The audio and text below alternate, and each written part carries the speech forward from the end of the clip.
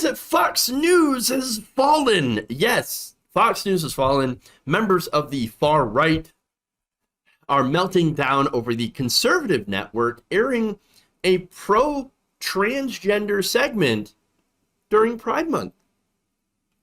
Well, would you look at that? So now, California transgender teen family hope to be an inspiration to others. Read the title of a video report from correspondent Brian Yanis. So now, Fox News, this had happened during Dana Perino's show. She introduced the segment on air during a Friday morning segment here as part of America Together LGBTQ plus Pride Month. Now, I want to show you that video because it really is really good. About the most amazing thing that you would see on Fox News, really blows your mind. With that, why don't I show you some of the highlights? Before Ryland could even speak, he managed to tell his parents that he is a boy. I could just see that it wasn't him trying to be a brat. It was like painful. It was truly painful for him to have to wear feminine clothing and for us constantly telling him that you're a girl. And unlike some trans kids, when Ryland came out at age 5, a few years later, he had the full support of his parents. Initially, there was some pushback from us in trying to understand this. We were confused like most people are. We thought that gender and sexuality were the same thing. It took us a while to figure out that those two things are different and that children actually do recognize their gender identity very young. I'd rather have a living son than a dead daughter. I guarantee that if we had pushed back and done what a lot of parents do, I don't think that we would have either one of the kids that you see before you here today. Allowing him to live authentically and true to himself and be who he really feels like he is. When you get to know Ryland, you see just how proud and confident he is of himself. You might be struggling right now, but we believe in you, this family. We might not know you, we might not know where you live, but you know, we understand you and we believe in you. What extraordinary courage displayed by Ryland, his sister Brinley, father Jeff, and mom Hillary. I want to thank the Whittington family for speaking to us. It's not easy, particularly at a time when transgender issues have been politicized. People are afraid of what they do not understand, Dana. This family hopes their story will lead to more understanding, more acceptance. Wow, that was generally really wholesome. My goodness. I mean, again, watching that, I couldn't help but feel hopeful for the first time in a long time. That family, again, is absolutely amazing, supportive, wonderful. And again, like anybody, they had questions, there was confusion, there was a little bit of pushback, but at the end of the day, they learned about what being trans is, what it means, and then, well, they decided to do what was best for their son. And I love saying, you know, I'd rather have a living son than a dead daughter. Absolutely, absolutely. And again, Brian Yanis, wonderful segment, very, very well done. Just incredible, incredible. See, look, I can even be, you know, I can even give credit where credit is due. Fox News, excellent segment. Excellent, excellent. And again, the comments at the end, spot on. Yes, trans issues have been politicized by many in the far right. And yes, they do attack what they do not understand. Speaking of attacking what they don't understand, here comes Matt Walsh with the unhinged reaction, and it's not just him. Now, Walsh recently did a anti-trans documentary called What is a Woman? And he tweeted about this. He was just melting down, mauling absolutely over this. He said, I've appeared on Fox many times. I appreciate the platform they've given me. If what I'm about to say ruins that relationship, so be it. We have to call this evil lunacy out whenever we see it, especially on our own side. I know for a fact that many people at Fox do not approve of this and never would have agreed to air radical far-left trans propaganda. Adding that everyone involved should be fired immediately. Oh, now hold on, Matt. Hold on, Matt. That sounds a lot like cancel culture. No, of course, you would never engage in cancel culture, would you? And you want people to fired for actually being decent human beings to their children? And to not using, trans people as a boogeyman? Yeah, exactly. That he wants those people to be just scoured off the face of the earth. Let's make this very, very clear. Matt Walsh wants trans people dead. He wants trans children dead. That's what you've got to understand the stakes here. They want them dead, to no longer exist. That is a fact. And they are out there admitting it every single day. Now, that same documentary that Matt Walsh had made duped teens into being part of it, of course, and even showed an image of a young shirtless trans boy. So now, here's the thing. If Walsh actually believes that, no, there's no such thing as transgender, you can't change your sex, well, then he actually is admitting that he had showed, in his mind, an underage shirtless girl.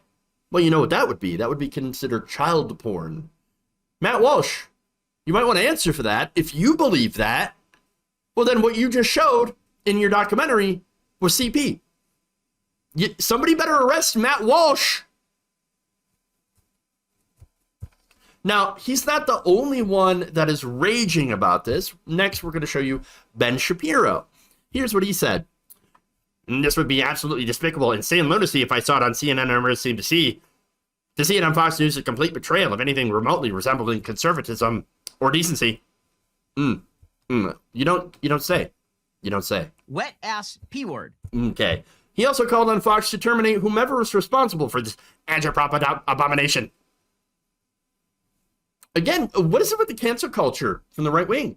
I thought the biggest problem here was cancel culture. And yet, all this cancel culture seems to be coming from the right wing. Weird. I guess I thought they were for free speech. I was under that impression, but apparently not. More. Gavin McInnes, who is a founder of the Proud Boys. Here, he wrote this on Telegram. Quote, Fox News is cool with toddlers taking hormones. Now, that, of course, is not true. Stu Peters and Lauren Winsky encourage followers to spam Fox News with emails over airing the segment and moreover being, quote, disgusting, satanic, and demonic. It's full of demons. That's what it is. Get in a long tube with a bunch of demons. Demons everywhere. Demons. You're kidding me, right?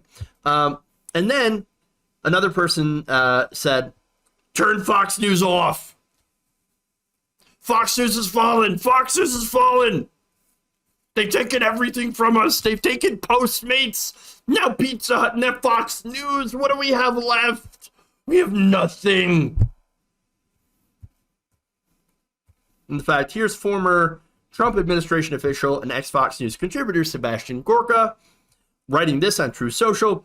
Fox News is done. Fox and Twitter joining forces, says Babylon B CEO Seth Dillon.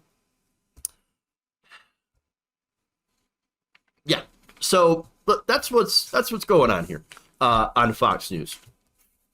On the far right over Fox News. Crazy. But look, let's go to some substance here because there's a lot of misunderstanding over transgenderism, right?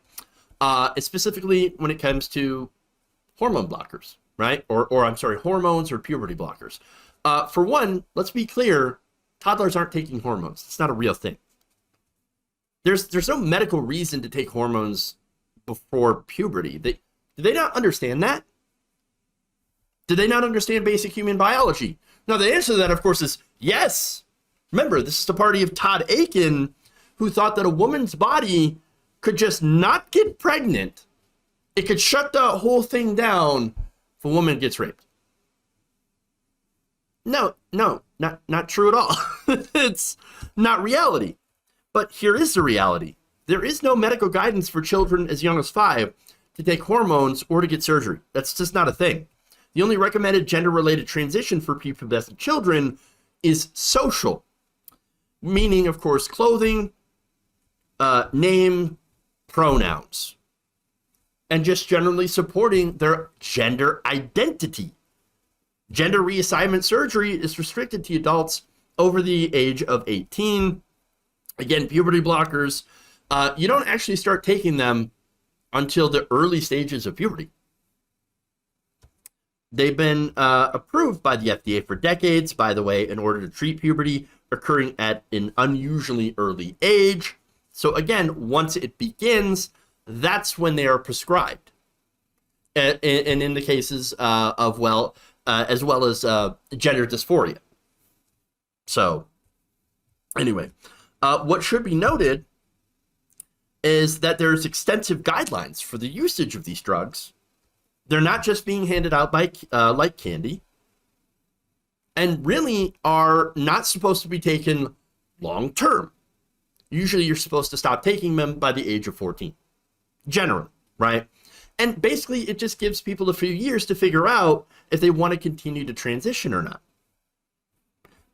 And gives them plenty of time for testing, to figure out what direction they're going to go into, like mental testing. For example, the World Professional Association for Transgender Health Guidelines for Medical Care suggests that before any physical interventions are considered for adolescents, extensive exploration of psychological, family, and social issues should be undertaken.